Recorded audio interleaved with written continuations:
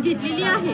आता आपल्याला संकलित चाचणी क्रमांक 1 ही 22 ते 25 ऑक्टोबर 2024 या कालावधीमध्ये आयोजित करायची आहे।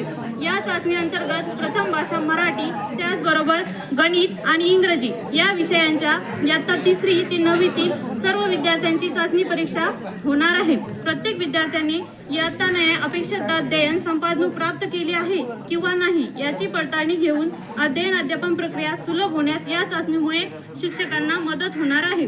या चाचण्या घेण्याचा मुख्य उद्देश विद्यार्थ्यांनी अध्ययन निष्पत्ती किती प्रमाणात प्राप्त केलेल्या आहेत हे शिक्षकांनी लक्षात घेऊन गरजेनुरूप अध्ययन प्रक्रियेत मुलांना सुधारणा करणे व कृती कार्यक्रमांची अंमलबजावणी करणे हा या चाचणीचा उद्देश आहे। आणि त्यामध्ये आणखीनच उद्देश आहेत की विद्यार्थ्यांची अध्ययन निष्पत्ती संपादन पडताळणे व त्यामध्ये वाढ करणे, अध्ययन अध्यापन प्रक्रिया सुलभ होण्यास मदत करणे, त्याचबरोबर इयत्ता व विषयनिहाय अध्ययन निष्पत्तीमधील राज्याची संपादन स्थिती समजण्यास मदत मिळणे। संकलित चाचणी हे एकूण 10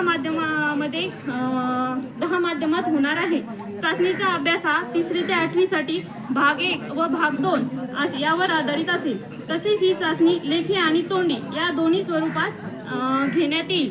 संकलित मूल्यमापन चाचणी 1 च्या चाचणी पत्रिका प्रत्येक जिल्ह्याच्या शिक्षणाधिकारी यांच्या स्वाक्षरीने प्रत्येक शाळेमध्ये विद्यार्थ्यांपर्यंत पोहोचवल्या जातील। ते पेपर झाल्यानंतर वेबसाईट www.maa.ac.in वर या प्रश्नपत्रिकेची उत्तरपत्रिका शिक्षकांना पाठवण्यात येतील। आणि या गुणांची नोंद प्रश्नपत्रिकेच्या पहिल्या पानावर संकलित चाचणीची नोंद तुम्ही गुणांची नोंद करायची आहे। या चाचणीतील गुणांच्या आधारे शिक्षकांनी विद्यार्थीनिहाय कृती कार्यक्रम तयार करून अंमलबजावणी करावी, जेणेकरून चाचणी 2 मध्ये अध्ययन निष्पत्तीनिहाय संपादन वाढण्यास मदत होईल। अशा प्रकारे या चाचण्यामधून आपण विद्यार्थ्यांना त्यांच्यामध्ये होणारी प्रगती ही आपण त्यामधून त्यानुसार आपण त्यावर अनेक अध्ययन निष्पत्तीचा उपयोग करून प्रगती करू शकतो। थँक्यू।